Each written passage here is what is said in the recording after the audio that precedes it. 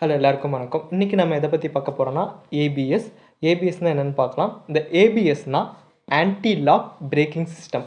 So anti lock braking சிஸ்டம்னால் வந்துட்டு நம்ம நார்மலாக யூஸ் பண்ணுற மேனுவல் பிரேக்கிங் சிஸ்டத்தை விட கொஞ்சம் அட்வான்ஸான பிரேக்கிங் சிஸ்டம் தான் இது.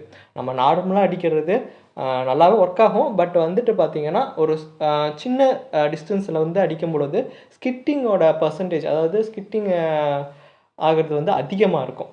ஸோ இந்த கம்பேர் டு இந்த ஏபிஎஸ், இந்த ஏபிஎஸ் வந்துன்னா இந்த ஸ்கிட் ஆகிற பர்சன்டேஜை குறைக்கும். இப்போ நம்ம இந்த ஏபிஎஸ் யூஸ் பண்ணி இந்த சின்ன டிஸ்டன்ஸில் நம்ம பிரேக் அடிக்கும் போது கூட நல்ல பிரேக்கிங் எஃபிஷியன்சி இருக்கும். ஸோ நம்ம நார்மல் பிரேக்கிங்க்கும் இந்த ஏபிஎஸ் பிரேக்கிங்க்கும் என்ன வித்தியாசம்னா, இந்த ஸ்கிட்டிங்கை தடுக்கும். ஸ்கிட் ஆகுறது பார்த்திங்கன்னா டயரில் ஸ்கிட் ஆகும்.